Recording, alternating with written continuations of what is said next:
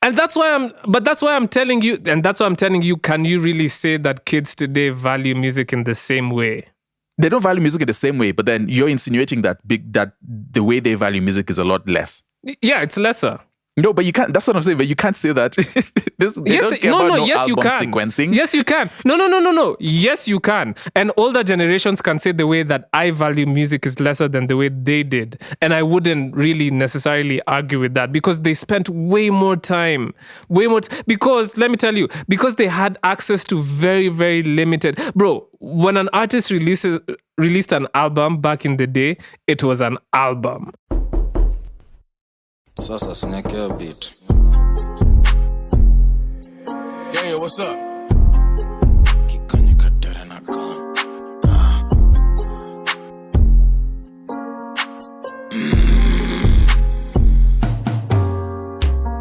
Kigonyi kadere na gonya. Hizi sisi mejaza wakora. Toke hapa pato na porwa. Si marapa wengi wanoma. Wengine wanapenda kubonga. Hosi aliwekwa inakoma. Kigonyi kadere na gonya. Hizi sisi mejaza wakora. Toke hapa pato na porwa. Si marapa wengi wanoma. Wengine wanapenda kubonga. Hosi aliwekwa inakoma. Kigonyi kadere na gonya. Hizi sisi mejaza wakora. Toke hapa pato na porwa. Si marapa wengi wanoma. What's going on, everyone? Welcome to the 30% podcast, episode 181. I am Sam. As always, I am joined by my co-host, Afamefuna Onyebadi. I almost got your second name wrong. Afamefuna Onyebadi. It's a platform where we created to talk about Kenyan music, the Kenyan music industry, the good, the bad, the ugly, with the intention of starting conversation that could get Kenyan artists and Kenyan art paid more and played more. That's what we try to do over here. Just have some good conversation with people, interviews, everything. So that's what we're doing. Afam, what's going on? A fine African man like myself can't complain, man. Chilling. Happy new week. And yeah, I missed you guys. I missed talking to the people who listen to this podcast. Yeah. How about you, man? How are you doing? I am all right. I'm all right. It's just a day. It's a day. I'm cool. Nothing to report on my side. Yeah. Nothing to report. I didn't do anything this week. North London forever. The Savara version. Whatever the Savara version is better. The Savara version is better. The streets are I like mine. Join me. And our hearts will leave you never. Our blood will forever run through the stone. Come on, you Gunners! Let's go. Let's go. You just alienated more than half. If anyone was watching this and watch football, you just... But they know by now we are Arsenal fans. You just alienated more than half. No, but singing North London Forever on the podcast is a different level of yeah, they're gone. This is why people have problems with Arsenal fans, but I don't care. I don't care. Listen, and the tears have been prime. Because you don't care is exactly the same. The reason why. Oh man, I didn't even watch that. Well, I watched most of the game. I left that game when the drama was just starting, right before it started, like 2 minutes before it started. I was like, all right, I'm out, because I was watching something else that was more interesting to me at the time. But then, yeah, so I left it, and then obviously social media started blowing up, and that's fun. It's good stuff. It wasn't 2 games fun. away. It wasn't fun. It was not fun. See, I'm not going to kill myself and have anxiety for absolutely no reason whatsoever. Like, it's fine. Like that was the longest 4 minutes in my life. The scores will be the scores at the end of it. But no, I we've had this conversation before. I feel like my watching the game. I'm sorry. It does not change determines anything. whether the scores will be one way or the other. Like, and there's no way to disprove me or prove me right. Because we just can't know. But as a fan, I feel like if I watch the game or if I don't watch the game, the outcomes will be different. They should. That's not true. Sorry to interrupt, but no, it is true. It's that physics. You know that physics theory about a particle that's observed going through a slit. Have you seen that theory about how like the particle reacts differently based on whether it's being observed or not? I promise there's like some credence to this whole thing.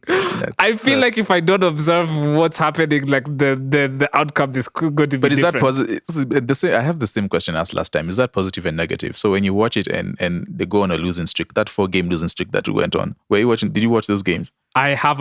If I watched those games, I would have a plot. Oh yes, I did watch those games, and I had a part to play with it, I guess. That's not a thing. That's not a thing. Welcome to the 30% podcast, where you discover Sam and Afam's worldviews and perspectives. That's not a thing. They should play the Savara version though. The Savara North London version, I think, is the far superior version to the other one. It has Afro beats under it. It has I definitely drums. agree. I definitely agree, man. It has rhythm. It has feeling. Yeah. Send an email to. They should definitely play that in the parade. You guys, it's still 2 games. You know, it's not all said and done. People are like, oh, it's done. It's really not set in stone. It's still 2 games because you can really not. You can lose the 2 games very easily, or you can draw 1 game and then City do whatever City is doing. Anyway, this is not a sports podcast. Let's not alienate the people who have no interest. And gone. I say that as the person who started this whole conversation. Listen. Belting out North London forever. In more alienation news to this week is the Iceman. The Iceman is coming. The Iceman is coming. I hope you all are ready for the Iceman. Are you ready for the Iceman? Are you ready for the Iceman, Sam? Are you ready? Can you feel even the cold weather has started seeping in properly? No, it's been cold for a long time. See, that's why people hate Arsenal fans and Drake fans. What? So I'm everything that people on the internet hate. Exactly. You're the embodiment of. I'm the intersection of all the hate in the internet. The intersection of hate. I am the intersection of hate is hilarious. You're on all the wrong sides of the internet. No, I mean wrong. I'm not. I'm never listening to GNX, and you can't make me. Sorry. You see, and that's the problem. And that's the problem right there. What does Kendrick have to do with anything? Why did you randomly throw him into it? I did that to bait you, bro. I was just trying to poke the bear. And I don't care. It's not like I care more about Kendrick. It's just like, anyway. So that's hip hop for you, I guess. All you Kendrick fans are the same, though. All you Kendrick fans are indifferent, and all of you, and then there's a sect of Kendrick fans who are like, oh, but who says we can't be still fans of both of them? Yeah, I'm looking forward to Iceman, of course. The whole time 2 years ago, y'all were stepping on that guy's name. Like, bro, the double standards are crazy. But listen, those are conversations for another day. All y'all need to know is Iceman is dropping. The Iceman is coming, bro. This is interesting, actually. How did Drake do it? How have you curated your career in a way that people like you can make people like me? It's become a tribe at this point. Like people will go to die for an opinion that puts him in a positive light. Like how do you curate a career like that? Like what are the steps to creating a career that works in that way? Let's try and dissect it a little bit, and maybe this can help like people who are trying to build a brand. I think one thing is time. Time is one of the best marketers of all, right? Especially if you utilize that time delivering high quality product every single year. Because Drake is somebody who's dropped a lot of music in the time that he's had his career, right? There's also something to be said about growing with your audience, in my opinion, right? everybody who discovered Drake at his peak, right? Not at his peak, when he was starting out, rather, at that time they were probably in like college or high school. Like people like you and I would have been in high school, right? And so there is a lot of attachment to his music because of the feelings that he evoked at that time, which was a very, very pivotal time in our development as human beings. Our frontal lobes had not yet fully developed at those times, right? And so whenever you listen to somebody like Drake, like bro, I remember the time when he released 5 a.m. in Toronto, and then Nothing Was the Same came out a few months later, like 2 months later or some shit like that, bro. I remember those feelings. I remember those feelings of listening to that music for the first time, listening to Started From the Bottom for the first time. Bro, that feeling is ingrained to me as a core memory as to why I love music the way I do. And that would be the same for so many people. And I think that's why there is such huge attachment to some of these people when it comes to music and culture and stuff like that. You ask the same thing about like to your parents and how they felt like going for concerts for like, some of the Lingala acts who used to come like back in the day, or like my dad, if you ask him about Majek Fashek or like some of the people in Majek's my guy. Well, he was my guy.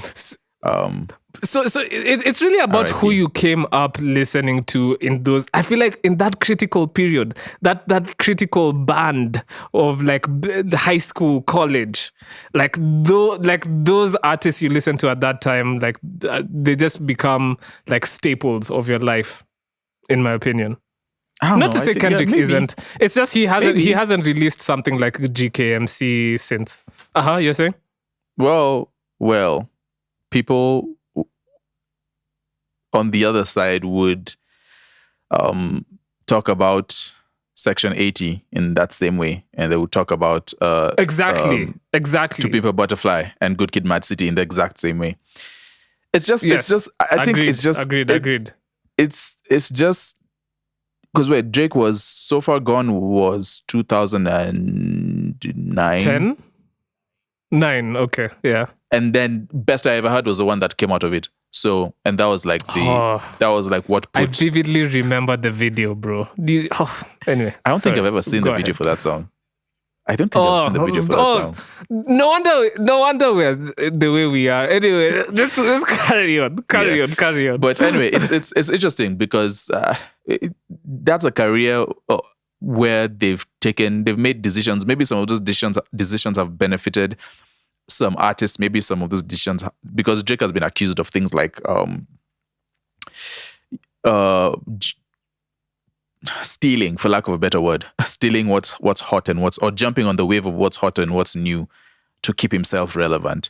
And so some of those decisions might end up hurting another artist, but then all the decisions he's made has been instrumental in keeping his name, so much so if Best I Ever Had was officially, they said that his first maybe release was 2005, 2006. That's almost 20 years before.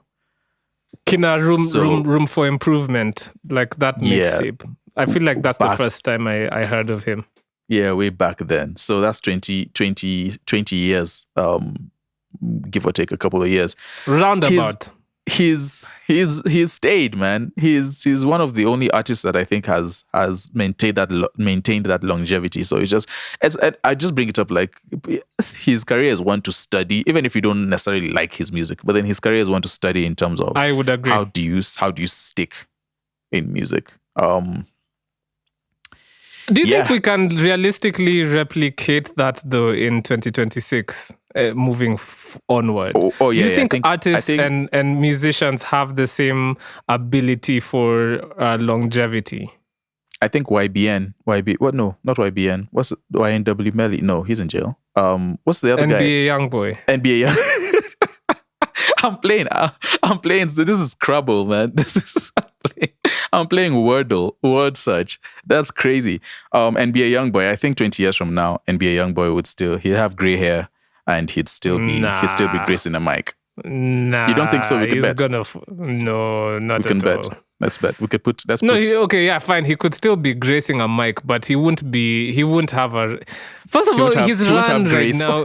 He won't have any grace on the mic.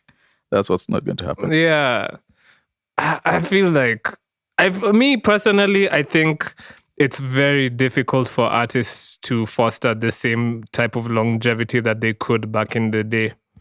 Have we seen? And I think it's just down to how we consume music today. Yeah.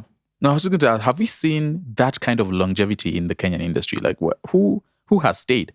Our older acts like Nameless, right? I would throw Sauti Sol in there, man. Like Sauti Sol were blowing up. Yep, Sauti Sol. Well, we have to grade it according to our scale, Grading on right? a curve. Yikes! Yeah. And okay, so maybe you would be right. Nameless hasn't been the focal point of conversation that way. So maybe we would say like a Bien and Nyashinsky. Actually, I think Nyashinsky is the name to throw in this conversation. No, actually, definitely, he's the name. Because he's had eras, man, from the Kleptomaniacs era to then going away and then coming back for his solo career, and then now the Showman era. Like, bro, he's still at the top of the game. And it's been years, man. I mean, it's for some people it might be debatable whether he really is at the top, and it's not just perception. But I think that would be the name that comes to mind. Yeah. It's sad that we've not had too many artists who, like, in terms of when I said longevity, I mean like people are still like checking for their albums now and looking for releases and waiting for music to drop. Like a lot of the older acts are just releasing music whenever they feel like it, and it's not necessarily like a push in terms of a career.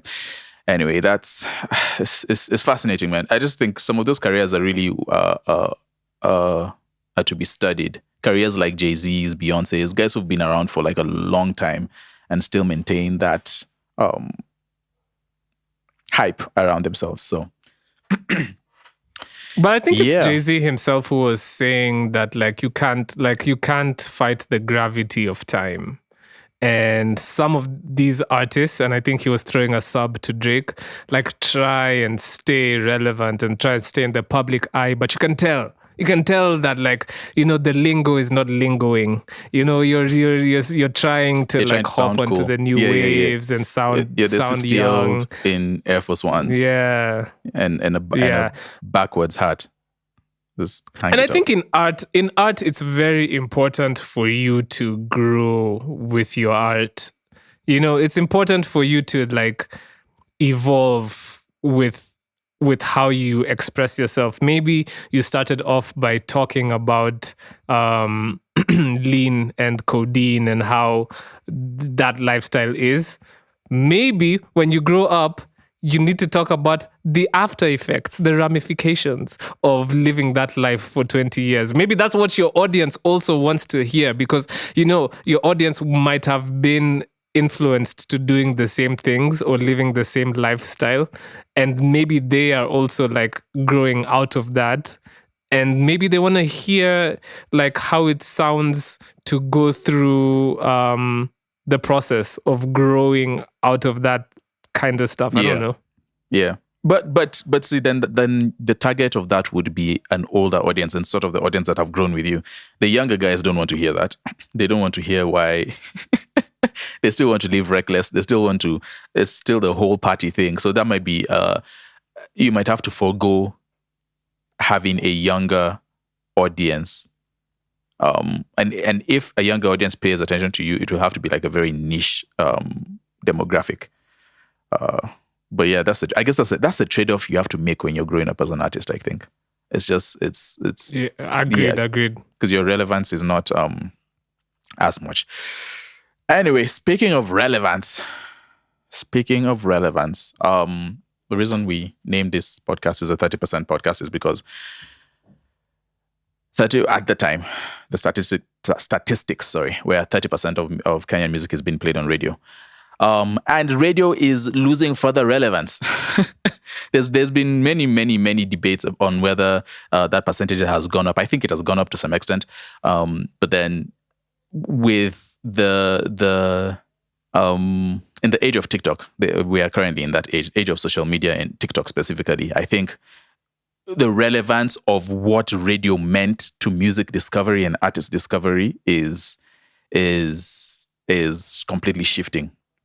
I saw an article online about how it's just that radio being as back then when it was one of the ways to discover artists, one of the ways, radio and the internet outside of social media being one of the ways to discover music. But then it's obviously losing a lot of its relevance. This is a conversation I think that we've had before. However, I think there are interesting aspects of it. We're discussing this and just wanted to sort of bring up a question, I guess. I'll pose it in a question on is it better because okay, let me ask the question first. Is it better to discover music?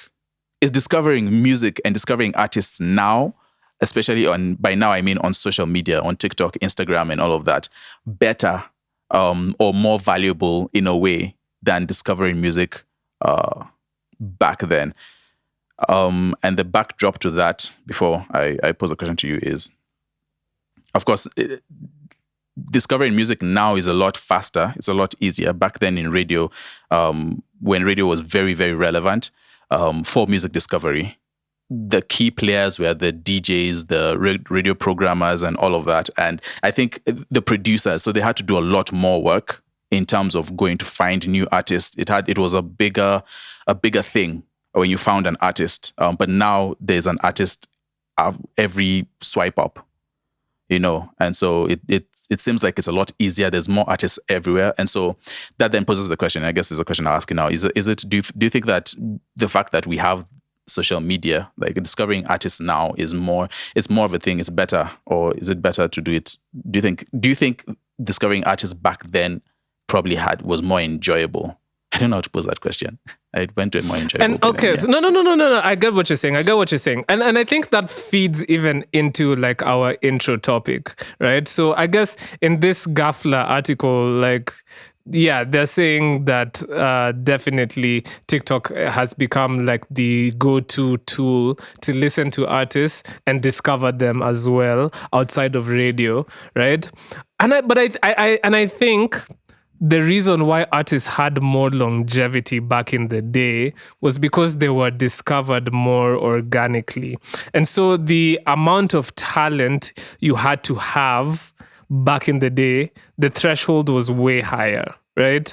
Like when an A&R goes to a show and is listening to you perform and is watching you perform and they can see that raw potential, there's way more holistic traits that they have to take into consideration, right? You can't be mediocre or lackluster in any way. Now, I feel like the digital world which we exist in now, things like TikTok and etc., you can edit things, one. And two, you can edit the music, you can edit the videos that you're releasing, you can mold the narrative around who you are and your brand, right? And so the A&R doesn't get a holistic idea about who this artist really is, what their capabilities are, and how they can push them to the max, right? And so I feel like, the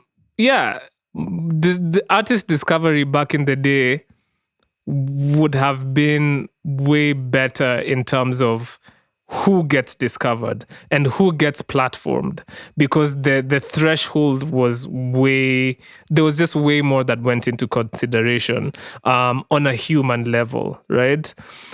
Yeah. But I would also argue though that the access to the internet has also now afforded artists or A&Rs like the ability to sift through way more artists than they could have back in the day. So it opens the door to like a lot of like innovation, I would say, maybe, in the sense that they won't just be like you can discover an artist who makes pop, R&B, whatever, and you can do it in the span of like 10 minutes just by scrolling on TikTok. So I would say that aspect of it is exciting and at least more. Bro, there's times when me have been on TikTok or Instagram Reels and I just find banger after banger after banger of Afrobeats artists and stuff like that, just posting Reels and stuff or whatever. And it's just like, yeah, you know, back in the day, you would never have access to all of that info. Yeah. But and when I think about that, I tend to feel like, and this is a personal thing, but I tend to feel like sometimes when I discover music, like for example, TikTok has that whole feature where you can directly add music to your liked songs on Spotify. I used it for the first time this week. Yeah, trust me, it gets addictive. It gets very, very addictive. Trending sounds, trending audio, the ones that are streaming, like it's just a very quick, and that's TikTok. I think the way TikTok has gone about just getting people engaged, I think they've given us a masterclass on social media and social engineering, but that's a topic for a different day. So TikTok they have that feature, and for me, I used to use it, but then I had to turn it off because I realized that a lot of the songs that I was liking or adding to my liked songs, I find my liked songs little corner, my liked songs playlist very sacred. Like that's a representation of my music tastes as it evolves. And sometimes I usually go back and unlike songs and stuff like that based on how my music taste is. So I find that place very sacred. I feel like TikTok, at some point I had to turn it off because a lot of the songs I was liking there I associated those songs with, it was like, because TikTok is very quick and very fast, and you know, I watch this scroll, forget about it, watch this scroll, forget about it. Some of those songs had the same vibe to me, where it's not like they didn't have that longevity. It was just very quick. It was microwave music. Not the songs were in microwave music, but then how I discovered them, the emotional attachment that I had to that versus going and actively like searching on Spotify, and Spotify is different, obviously. Like back in the days, when you're going to search and you're like shopping for CDs or cassettes or whatever it is, the emotional attachment I had to the songs that I was just immediately clicking on that Spotify add to playlist was very, very different than the other routes, or discovering something on radio and being pitched by a radio presenter or whatever it is. I don't know if is that a valid view, in the sense that that's yeah. No, but no, I was just gonna say that's an extremely valid view, man. I feel like the amount of emotional investment and time investment that goes behind how you discover music or even discover artists has a huge bearing on how much you even like the music, treasure the music, value the music. And I think the value of music has genuinely changed. The value of being an artist has genuinely changed, right? Because of some of these things. You know, like I didn't particularly grow up in an era where I had to go out and buy CDs and buy vinyls and discover artists that way. But I definitely grew up in the era where we had to download music from very, very obscure places in the internet. Like, and then I had to download music from MP3 Juices and MP3YE and all that stuff, right? Dodging viruses left, right, and center. Yeah. Left, right, and center. I used to download entire albums that way. Like, imagine, Sam, I used to go find the track list on like Wikipedia or something like that. Then I download those songs individually, and then I arrange them myself. Then I download the artwork separately, MP3 and tag. then I put that in the bro. And the thing is, like, as much as like the older generation would find what I was doing like, but the older generation would say, but there's nothing like actually going to the store and crate digging. Yeah. But even what I was doing was way more labor intensive than just having everything in your Spotify, and you know what I mean. So the value for me, like those songs where like those albums where I put together like everything, including the artwork, they meant so much to me, and I listened to that stuff all the time. And I would burn the CD. I'd do that, then I burn the CD and I listen to that like all the time. Yeah. You know what I mean? So the value of music just felt so much more tangible and so much more weighty. Like, it's just like music felt so much more special, important, just like this important and to important, your, right? to your state. I do get that. It does. Yeah, I think I get that. The way music, I think, is presented to us.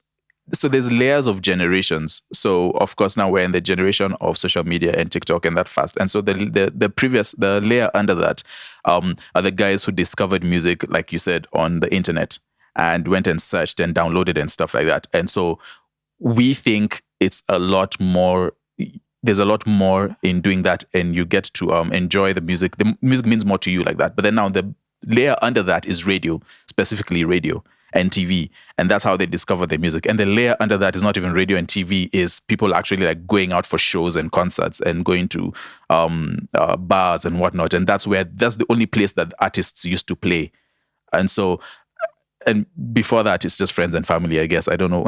I don't know how people used to distribute their music. But then so each layer has its music is becoming a lot easier as generations go along. So the people who, and technology in general. Yeah. Technology is making music discovery a lot easier. So, and this is one of the things where it also depends. Like, it's, for example, the teens today, the younger generation today on TikTok they probably feel an attachment to music because they're attached to the content that music is on. And so they feel exactly the same thing you felt when you were downloading music and renaming everything an MP3 tag and throwing the album art on it. Do they feel exactly how I felt? Well, you can't tell a man how to feel, obviously, but I think maybe you can't say that because it means something to them. It definitely means something to them. It means as much to them. How do you quantify what means what to an I was individual? watching some younger podcaster. He was talking about his listening habits when a new album comes out, right? And he was saying, for him, like, he goes to the song that he feels like is more, like, now if let's say an artist releases a project and it has a fire feature, right? He'll just go to that song first. Like, that's the first thing he'll go to, and then based on like maybe the naming, he'll go to the others, like the song now. So like now the song with the feature was song number 5. The song that seems like it's hard is song number 8 because of the title, and then he'll listen to song number 2. Like, because of the attention span, these kids are not listening to projects from start to, especially when they're new. Yeah, but they're not valuing projects in the way you're valuing them, though. You're valuing music as, okay, and that's why I have an album. That's why I'm saying it's a concept from number 1 to 12 to 25 to 43, whatever it is, and I'm just and that sequencing is important to my experience of the project. People don't care about that no more. And that's why I'm telling you, can you really say that kids today value music in the same way? They don't value music in the same way, but then you're insinuating that the way they value music is a lot less. Yeah, it's lesser. No, but you can't. That's what I'm saying. But you can't say that. Yes, you can. Sequencing. Yes, you can. No. Yes, you can. And older generations can say the way that I value music is lesser than the way they did. And I wouldn't really necessarily argue with that because they spent way more time.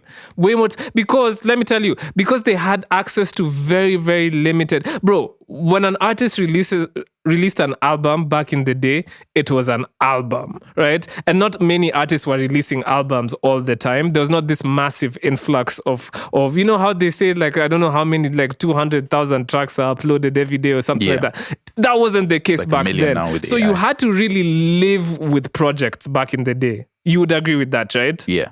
And so it felt way more valuable. Like for me, like even me, like back in the day, like when we used to game and stuff like that, right? The games that used to come out were many, but not like as plentiful as today, right? And so when a game came out, I'd play that game until like you've discovered everything to do with that game. Like you've completely finished. And I'm not saying that people who game don't do that, but back in the day, playing a game meant so much more. It was such a luxury to be able to game back in the day, for example, right? And you can give so many different examples. I feel like with the influx of the amount of people who create music due to accessibility, the ease with which technology has made consumption of music, that's just made the value of listening to good music way less.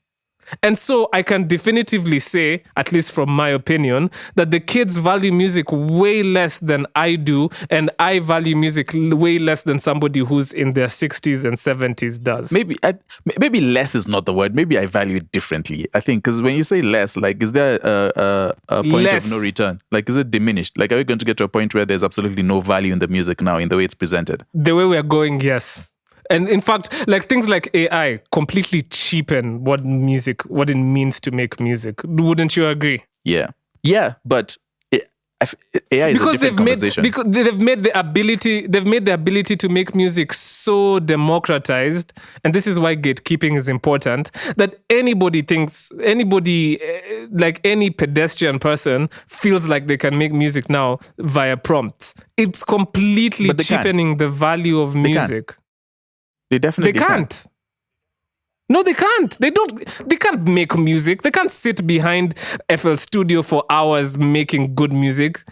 They can't play instruments. They can't produce. No, but they can't do all those things, but they can go on and say, hey, listen, I want a song that sounds like this, and let it talk about this emotion because this is exactly what I was feeling yesterday, and bring it out and then have it, and it's downloadable, and they share it and upload it. Yes, and the value of the music that they make is way less than the value of music that I make. And the value of music that I make is actually quite less than the value of music that was being made in the 50s when they had to go through so much just to record one song. So in that line of thought, then the most valuable music is like back in the ancient times where someone was just playing a harp. Is that peak value? Is that peak music value? It kinda is, by the way. It's kind of peak value at that point. That's peak in my opinion, value. Anyway. Okay. Well, I mean, it's and yeah. To tie this all back to everything, and I think that's why artist discovery is way less, like the value of discovering artists through social media. It lends to less valuable artists in the long run. And I think that's also part of the reason why we don't have that much longevity anymore, because of how these artists are being discovered.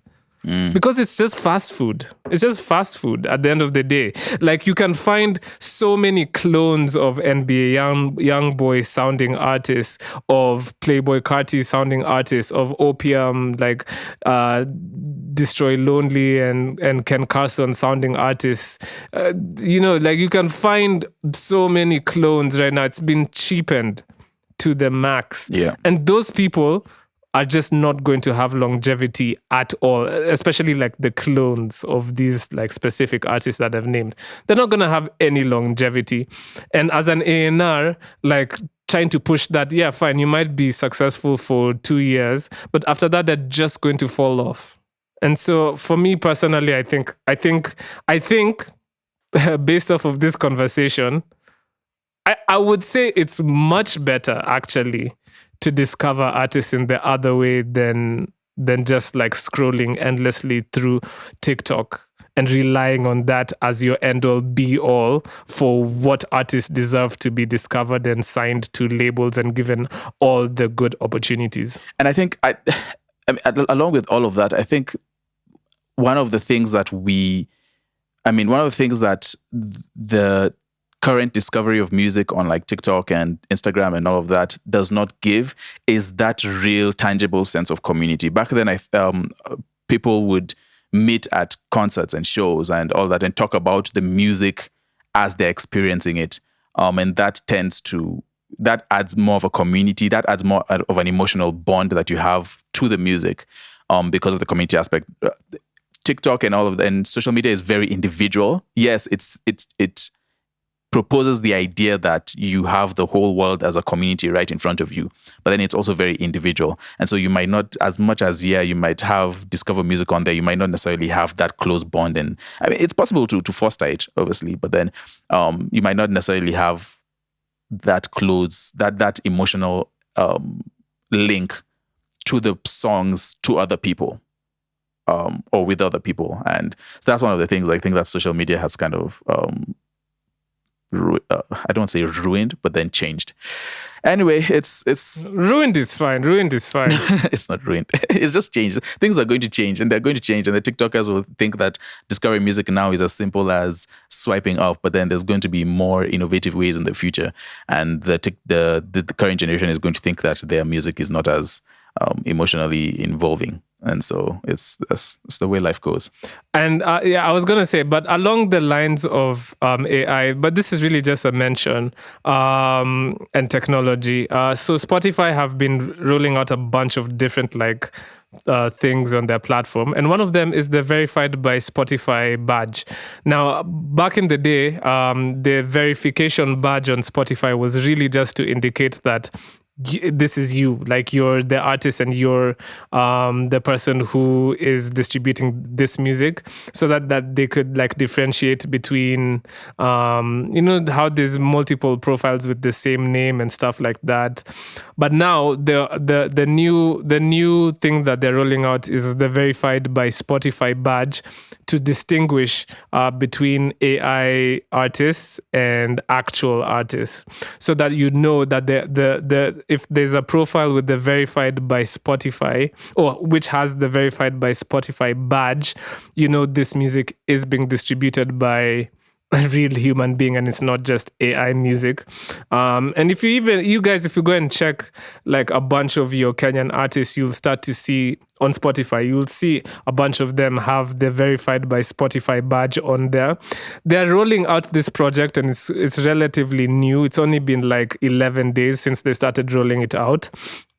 So they haven't reached, or it hasn't trickled down to all the artists. So it doesn't mean as of now that if you don't see the verified by Spotify badge on an artist profile, that artist is AI. But I will say there's a high likelihood that if you don't see the verified by Spotify badge, there is a high likelihood that artist might be using AI. But do your Googles and do your research. You'll see your own things there. Anyway, that's all I had to say. Yeah. I mean, it's just more tools, I guess, to differentiate the real from the fake. That sounds, that's not fake, but then real music from AI generated music. So but that's what it is, though. That's what it is. Yeah, it's a good step. And probably more of that to come. But I feel like the people are going to find a way around it. They're going to figure out a way to 100%. to cheat the system. Yeah. Anyway, more power to artists. Is there anything else? I don't think there's anything more. So I think let's just go back into new music. I'm gonna start. There was a bunch of music videos that came out this week. So Toxic Lyrically released the music video for Hate. I don't know if you watched that. It's in black and white. And then there's like some scenes which is like red and black, like that two-tone vibe. So it's actually really good to see artists like releasing videos in this high clip. Pink Pantheress released the music video for Girl Like Me. Shout out to Pink Pantheress, our very, very Kenyan UK artist.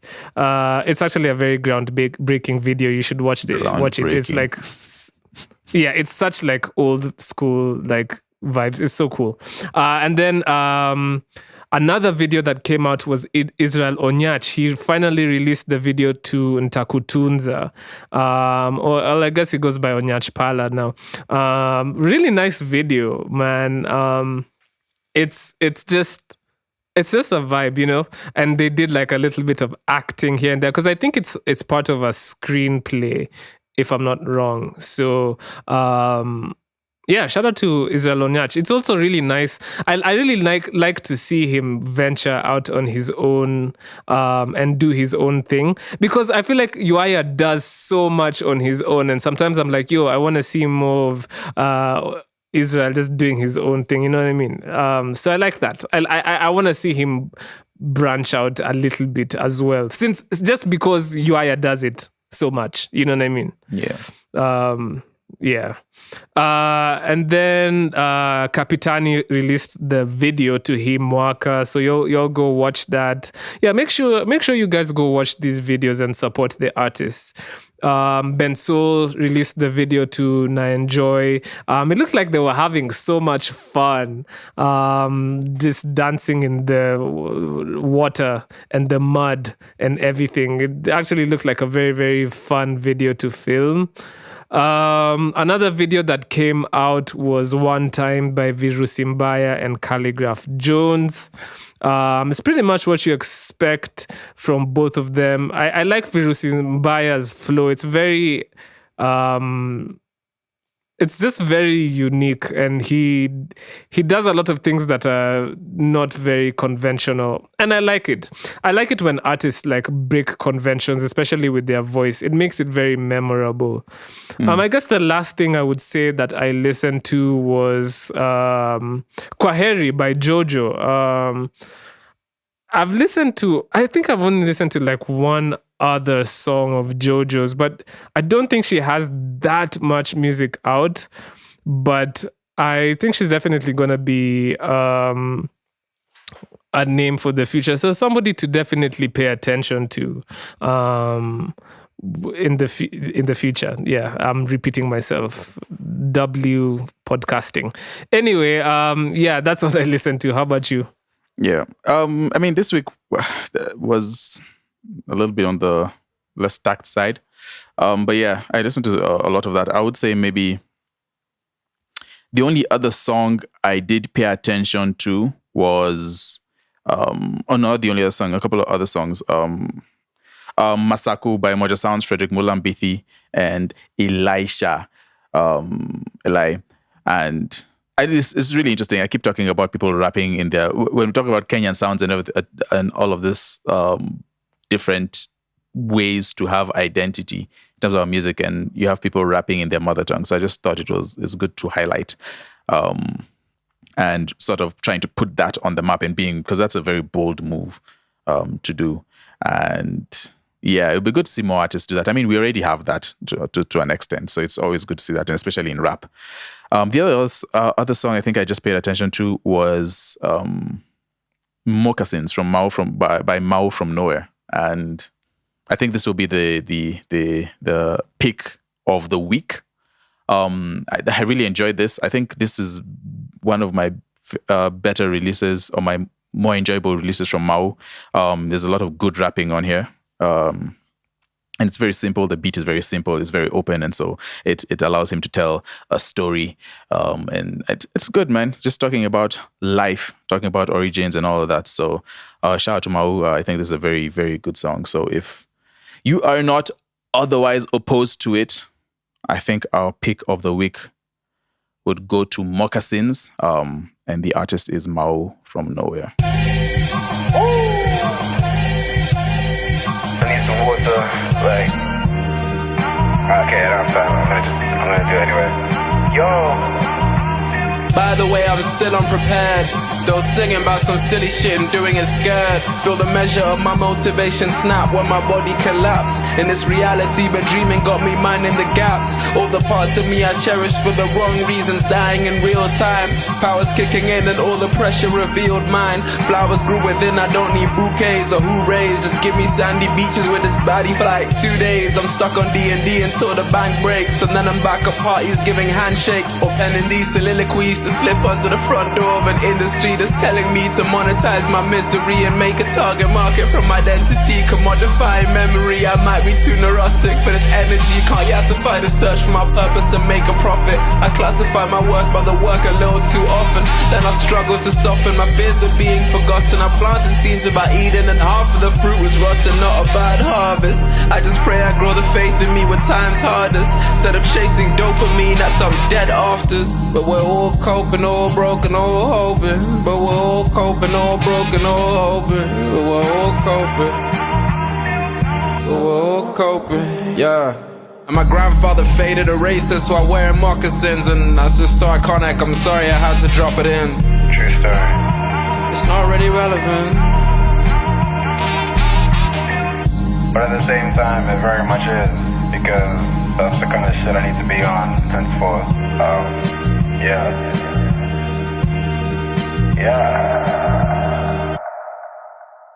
That was Mao from Nowhere with his latest release, Moccasins. Shout out to him and shout out to every single person who released music.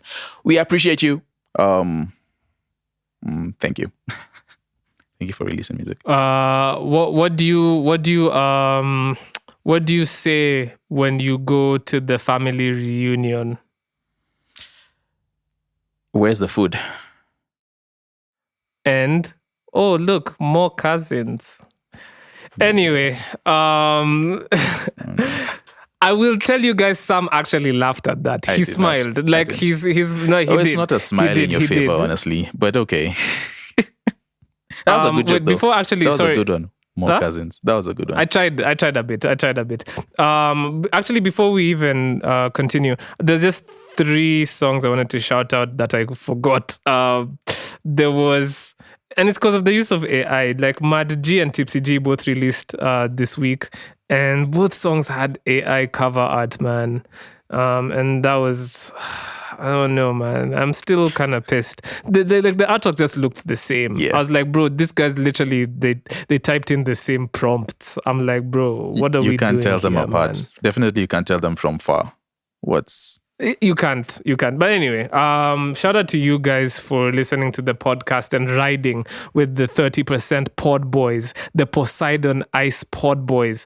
Only the real ones remember where that comes from. And shout out to you guys as always. We're very thankful. We did start this podcast because we want to see Kenyan artists paid more and played more. So I started this thing, it's a mantra that I devised to kind of help me, with my creative journey. It's called the 3 C's. I usually like to end the podcast with it. And I'm surprised because I get like people sometimes say like, yo, those 3 C's are like really cool. So sometimes I just don't even know if I'm talking to anyone. But the first of the 3 C's is confidence. Always be confident in your art. Number 2, consistency, because consistency is better than talent. And number 3, craft. Always work on your craft. Every day, spare 5 minutes. I think everybody has 5 minutes in their day to kind of dedicate to getting better at your chosen craft. Even if it's just watching a very short 3-minute tutorial onto how to do something, it's really going to help and it adds up. It really does. But yeah, man, that's episode 181. We're into the 180s. And yeah, Sam, how do you feel? How do you feel? How do you feel post podcast? Feel the same way I felt pre-podcast. That's unfortunate because podcasting is supposed to be cathartic and therapeutic. You should be feeling happier, or at least, I don't know, No. different. No, No, but hey, if you're still listening to this, man, we appreciate you. We really, really, really appreciate those who stick to the end. And also pay attention to the pick of the week. That's an important part of why we do what we're doing, just highlighting the music. So shout out to you guys.